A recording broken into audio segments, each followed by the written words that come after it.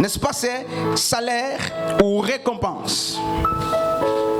Et la Bible dit, n'est-ce pas, de la tribu de Issachar, qu'ils avaient l'intelligence pour comprendre les temps. Et c'est là que le message va commencer. Tout ce qu'on disait là, c'était le contexte. Mais là, on va parler un peu bien. Ils avaient l'intelligence pour comprendre les temps. Et Yeshua dit, quel est le serviteur fidèle, bon et fidèle, qui sache donner la nourriture qu'il faut, n'est-ce pas, la nourriture convenable au temps qu'il faut. Dieu cherche des gens qui ont l'intelligence. Frères et sœurs, pendant ce temps, quelqu'un va nous apprêter la définition de l'intelligence. Dieu dit, Yeshua dit, quel est le serviteur bon et fidèle? Et donc, la bonté et la fidélité d'un serviteur résidaient, lorsqu'il parlait, si on prend le contexte, dans le fait que ce serviteur sache donner à ceux qui sont soumis à son autorité la nourriture qu'il faut pour leur temps. Vraiment, je veux qu'on comprenne. Le serviteur bon, quand Yeshua disait quel ou est le bon et fidèle serviteur, la fidélité du serviteur, lorsque Yeshua parlait, et sa bonté résidait dans le fait que ce dit serviteur savait, n'est-ce pas, donner à ceux qui étaient soumis à son autorité la nourriture qu'il fallait au temps convenable. Ça veut dire que il y a l'administration ou l'alimentation est donnée en fonction de circonstances et du temps qu'il fait. Et donc Dieu cherche ses serviteurs. Et la Bible dit justement que pour l'investiture publique de la personne de David, il y a eu les fils d'Issachar qui ont été convoqués. Pas comme tous les autres. Eux, ils avaient la particularité, c'est qu'ils connaissaient discerner les temps. Et regardez ce qui se passe. David voulait encore se cacher alors que Saül est mort.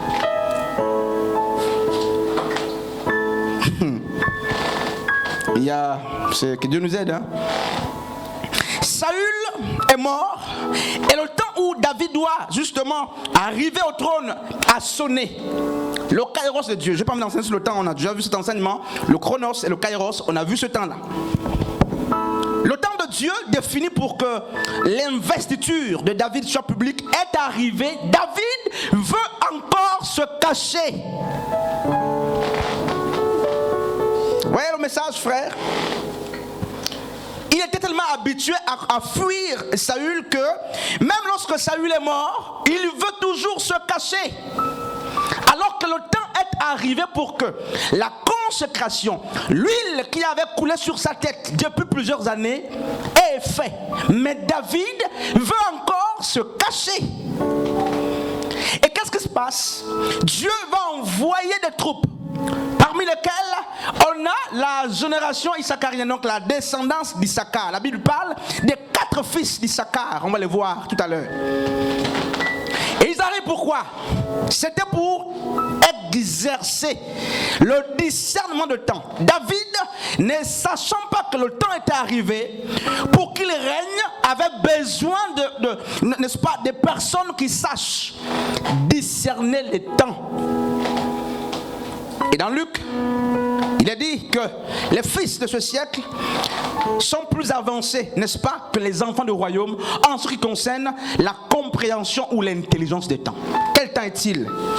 Et quelle alimentation faut-il pour notre génération? Voyez ce qui se passe, frère. L'intelligence de fils d'Issachar, ce n'était pas pour se faire des conflits. L'intelligence de la descendance d'Issachar, frères et sœurs, c'était pour discerner les temps. Écoutez, frères et sœurs, même lorsque vous êtes intelligent, même plutôt lorsque vous avez des biens, des maisons, l'argent, l'autorité, le pouvoir, si vous ne savez pas discerner le temps qu'il fait, eh bien oui, c'est vrai, très difficile, n'est-ce pas, d'aller très loin.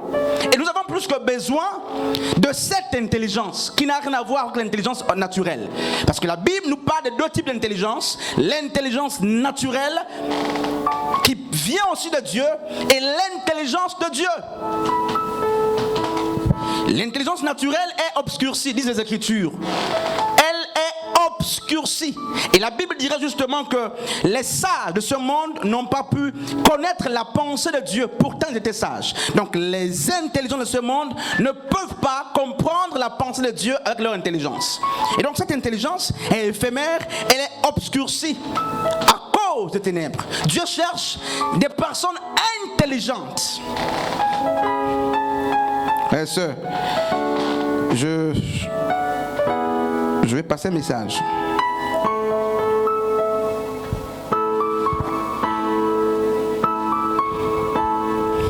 Alors, regardez ce qui s'est passé. Dans Genèse 49, quelqu'un peut nous vérifier ça? Quelle était la prophétie que Jacob a, n'est-ce pas, prononcée sur Issachar? Pardon. Il a dit de Dan que Dan était un serpent. Il a dit de Judas qu'il était un jeune lion. Alors, d'Issachar, qu'est-ce que la prophétie disait? Ah, c'est très rapide là, pardon. On devait nous dire ça très vite là.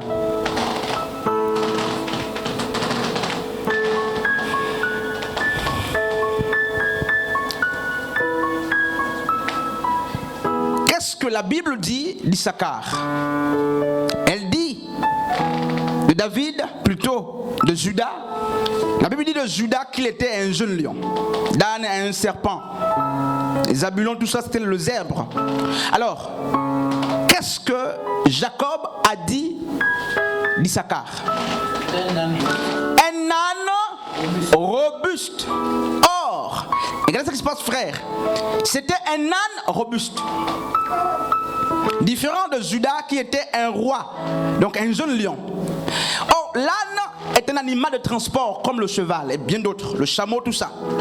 Et lorsqu'on fait la comparaison ou le parallèle entre justement l'âne et le cheval, les deux sont des animaux de transport, mais ce qui se passe c'est quoi? L'âne était un animal de transport qui était, n'est-ce pas, le plus souvent, vraiment, utilisé par les pauvres. Voyez l'histoire, frère. L'âne était un animal de transport comme le cheval, comme le chameau et bien d'autres, mais l'âne était le plus souvent utilisé par les pauvres. Et qu'est-ce qui se passe? Genèse 49 dit quoi? Jacob, au soir de sa vie, va bénir ses enfants. Il bénit, n'est-ce pas, Dan? Il dit tu es un serpent. Ça, c'est notre message.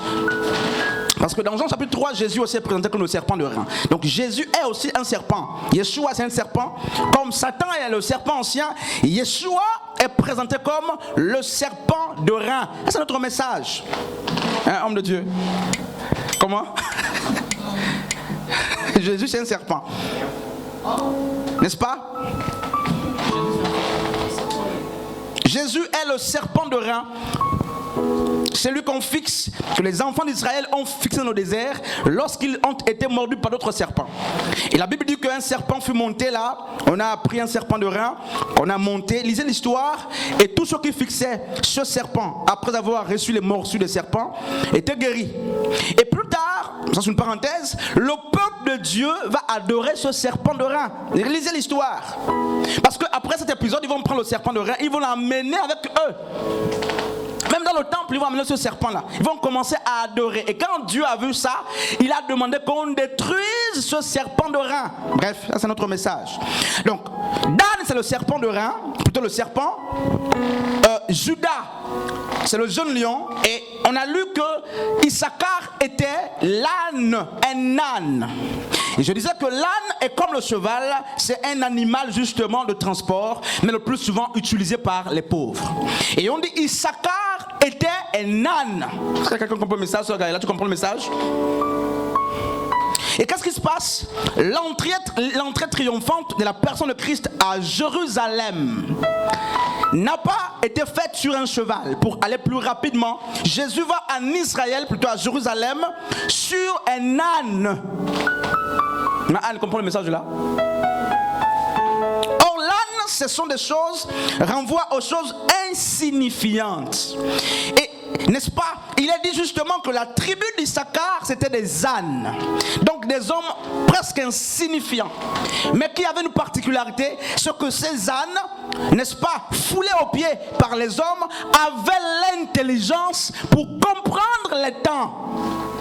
Et la Bible dit justement qu'il prend les choses viles, Yeshua, Dieu prend les choses viles pour confondre les sages. Et ce jour-là, il envoie justement détacher l'âne. Il pouvait prendre un cheval pour aller très vite, mais lui, qui est le symbole de l'humilité, est monté sur un âne pour aller, n'est-ce pas, pour aller à Jérusalem. Nous sommes aussi des ânes. En réalité, nous devons être des ânes. Les hommes déconsidérés par la société. Les hommes rejetés par la société, mais avec une particularité, l'intelligence ou la sagesse pour comprendre les temps. Nous sommes en train de chercher justement, Dieu cherche des serviteurs intelligents. Et si nous sommes intelligents, comme Issachar, la génération d'Issachar a établi au temps convenable David qui devait fuir la royauté alors que le temps était arrivé. C'est ce qui se passe, frère. Alors, à quoi nous sert notre intelligence? Et c'est d'abord quoi l'intelligence? Donne-moi le micro à la sœur Merveille. L'intelligence. Très vite, pardon.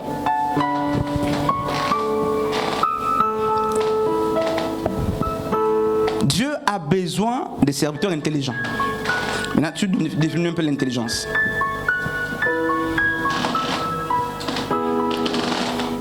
L'intelligence, c'est ce qui nous ont... Ton micro là? L'intelligence. On va passer. Pardon, très vite. L'intelligence, c'est ce qui nous emmène à comprendre les choses, à les connaître. C'est ça. Ok. Sharon, l'intelligence. L'intelligence, c'est ce qui nous permet à résoudre certaines situations. Voilà, on peut nous arrêter par là.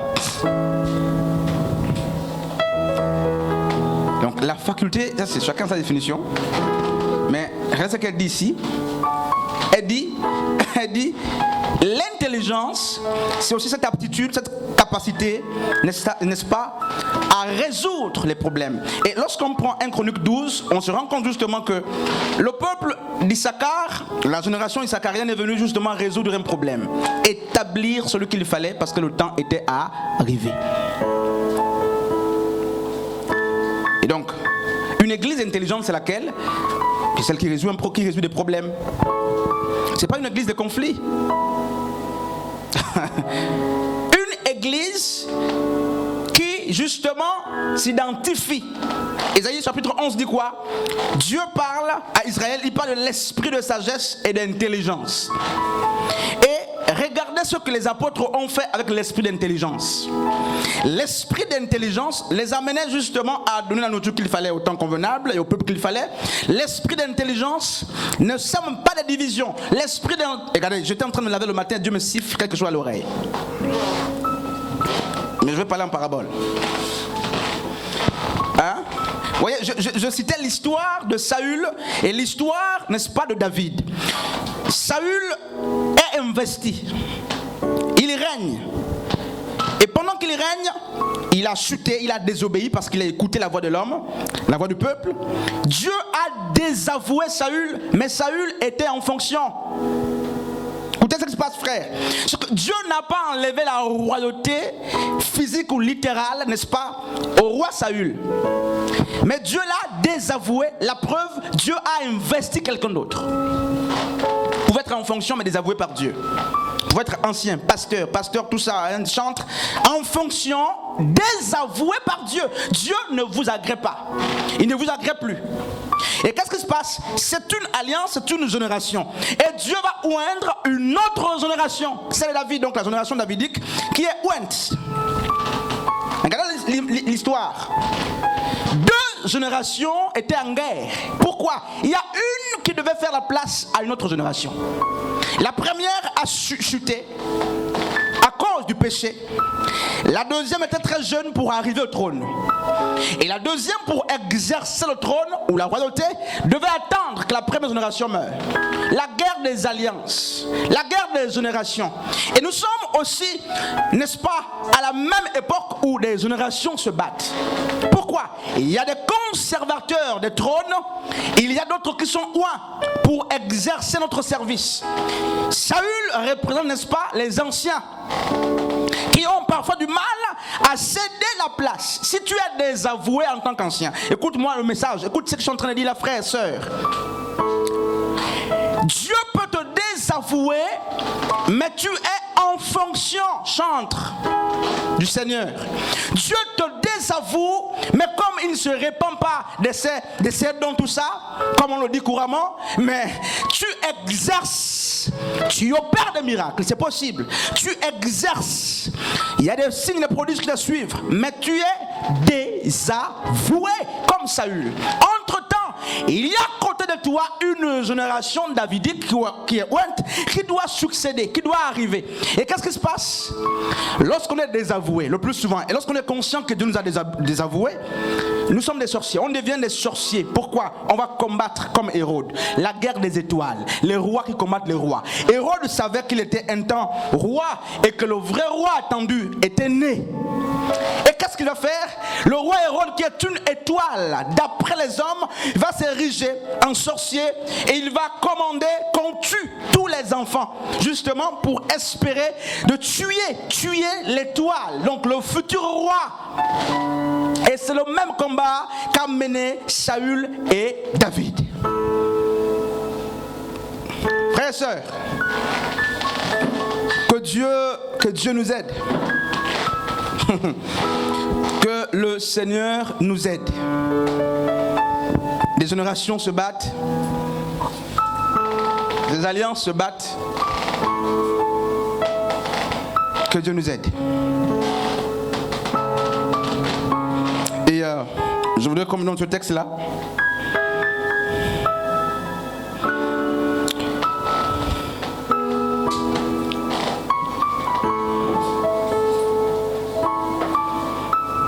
si on peut le lire, pardon. Exode chapitre 31 à partir du verset 1er. Exode 31 à partir du verset 1 à 3.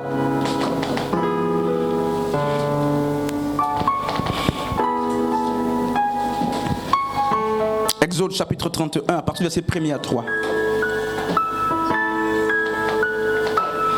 Exode, non le micro, on peut lire, ou non le micro, pardon. Exode.